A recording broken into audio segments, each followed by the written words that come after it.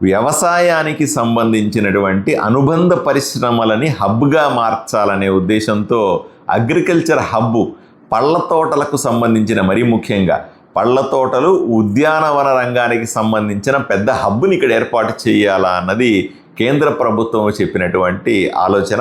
రాష్ట్ర ప్రభుత్వ బడ్జెట్లో కూడా ఈ అంశాన్ని స్పష్టంగా చెప్పారు. సుమారుగా 30,000 కోట్ల రూపాయలని ఖర్చు పెట్టి రాయలసీమ ప్రాంతాల్లో అతిపెద్ద ఉద్యానవన హబ్ని ఏర్పాటు చేయాలని రాష్ట్ర ప్రభుత్వం కూడా చూచాయిగా బడ్జెట్లో కూడా పెట్టింది.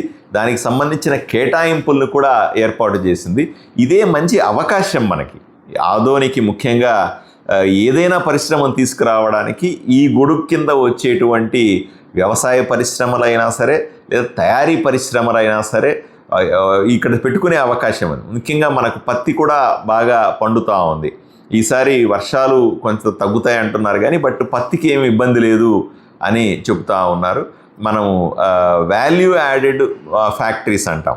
అంటే దాన్ని మామూలు పత్తిని నెక్స్ట్ లెవెల్లో తీసుకెళ్ళి అమ్మడానికి కానీ, ఎందుకంటే మామూలు ఇప్పుడు ఏం చేస్తున్నాం, పత్తి యాజ్ ఇట్ ఈస్గా మనము క్వింటాల్ కింద అని అమ్మేస్తాం. అది ఎక్కడికో పోయి బేళ్ళు రూపంలో, ఇక్కడి నుంచి వెళ్ళిన బేల్స్ ఎక్కడో పోయి అవి శుద్ధి కావడం, అవి దారంగా తయారవడం, ఇవన్నీ కూడా మన దగ్గర అవుతలేదు. రూపాయికి మనం అమ్మేస్తున్నాము, దాన్ని అనుబంధంగా వాల్యూ యాడ్ చేస్తే 10 రూపాయలు వస్తూ ఉంది. ఆ లబ్ధి మన రైతులకు రావట్లేదు, మన ఊరికి రావట్లేదు. అటువంటి ఫ్యాక్టరీలు కూడా ఇక్కడ అందుబాటులో లేవు. కాబట్టి వీటినన్నింటినీ దృష్టిలో పెట్టుకొని ఏవేవి చేయగలము అనే విషయాన్ని నేను తప్పనిసరిగా ఎప్పటికప్పుడు ప్రజలకు తెలియజేస్తాను. మనకందరికీ తెలుసు, ఆంధ్ర రాష్ట్రానికి పెట్టుబడులని ఆకర్షిస్తూ ఉన్నాం. దేశవ్యాప్తంగా వస్తున్నటువంటి పెట్టుబడుల్లో ఆంధ్రప్రదేశ్కు 25% వాటా వచ్చింది అంటే కూటమి ప్రభుత్వ ప్రతిష్ట, కూటమి ప్రభుత్వం చేస్తున్న ప్రయత్నాలు ఏ స్థాయిలో ఉన్నాయో మీకు తెలుస్తూ ఉంది.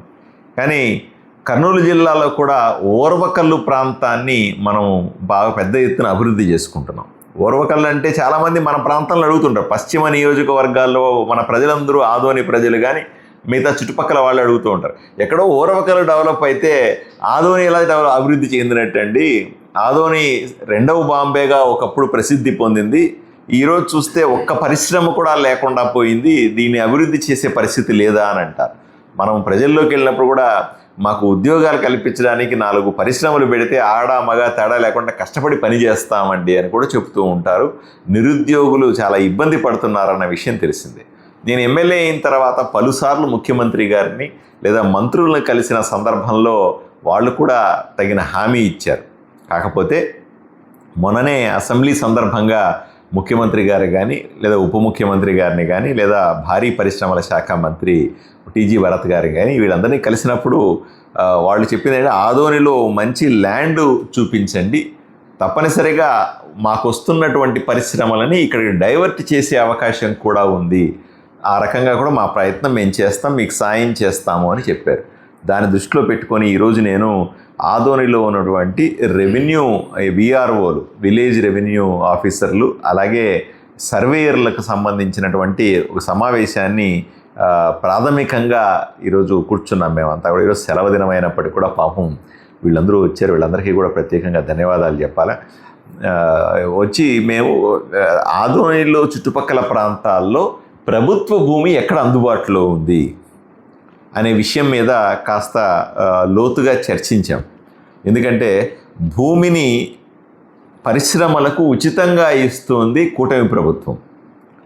రెండవది, వాళ్ళకు కావాల్సిన రిజిస్ట్రేషన్ చేసే సమయంలో రాయితీలు ఇవ్వడం, పన్నుల్లో రాయితీ ఇవ్వడం, వాళ్ళకి ఇచ్చేటువంటి కరెంట్లో కూడా రాయితీ ఇవ్వడం, ఇట్లాంటివన్నీ చేయడం ద్వారా పరిశ్రమలని ప్రోత్సహించాలనుకుంటుంది కూటమి ప్రభుత్వం. దానికి అనుగుణంగా ప్రభుత్వ భూమిని మనము ఐడెంటిఫై చేసి దాన్ని ప్రభుత్వానికి కానీ వస్తున్నటువంటి పరిశ్రమల వాళ్ళకు చూపెట్టి వాళ్ళని ఇక్కడికి ఆకర్షించాలా అన్నది మన ఉద్దేశం.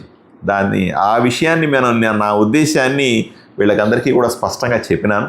వాళ్ళందరూ కూడా తప్పనిసరిగా వీటి మీద పూర్తి స్థాయిలో పనిచేద్దామని వాళ్ళు అంటున్నారు. రేపు ఎల్లుండి ఆర్డీఓ గారితో కానీ లేదా అలాగే ఎంఆర్ఓ మిగతా వాళ్ళందరితో పెద్ద ఎత్తున సమావేశాన్ని ఏర్పాటు చేసుకొని ఏ విధంగా అయితే ఎక్కడెక్కడైతే మనకు ప్రభుత్వ భూమి అందుబాటులో ఉంటుంది, ఉదాహరణకి 5 ఎకరాల భూమి దొరికిందనుకోండి, ఎక్కడన్నా 5 ఎకరాలు తగ్గటువంటి పరిశ్రమ కావాలని మనం పోయి ప్రభుత్వాన్ని రిక్వెస్ట్ చేయొచ్చు. 15 ఎకరాలు దొరికిందనుకోండి, 15 ఎకరాలకు తగ్గట్టుగా భూమి మా దగ్గర ఉందండి, మా దగ్గర పరిశ్రమ పంపించండి అని మనం రిక్వెస్ట్ చేయొచ్చు. 100 ఎకరాలు ఉంటే ఒక రకంగా, 500 ఎకరాలు ఉంటే ఒక రకమైన పరిశ్రమలు ఇక్కడికి వచ్చే అవకాశం ఉంది. ఎందుకంటే పెట్టుబడి పెట్టే వాళ్ళు ఇప్పుడు భూమి కొనడానికి భయపడతా ఉన్నారు. భూమిని ఉచితంగానే ఇవ్వాల్సి వస్తుంది. మనం దాన్ని ప్రొక్యూర్ చేసి ఎటువంటి ఇబ్బంది లేకుండా ఇవ్వాల్సిన పరిస్థితి కూడా ఉంటుంది. కాబట్టి దీని మీద పూర్తి స్థాయి కసరత్తు చేస్తాం. చాలా చోట్ల కబ్జాల పేరుతో, పట్టాలు ఇచ్చినామనే పేరుతో రకరకాలుగా ఆక్రమణలో ఉన్న భూములు కూడా చాలా ఉన్నాయి. వీటిలన్నింటినీ కూడా మనం వెలికి తీసి పద్ధతిగా ఎవరికి ఇబ్బంది లేని విధంగా ప్రభుత్వానికి చూపెట్టి, ప్రభుత్వం దగ్గర నుంచి వచ్చేటువంటి ఫ్యాక్టరీలు అయినా సరే, ప్రభుత్వం దగ్గర నుంచి వచ్చేటువంటి రాబోయే రోజులు ఎటువంటి అభివృద్ధి అయినా సరే అక్కడ జరుపుకునే విధంగా మనం ప్రయత్నం చేస్తాం.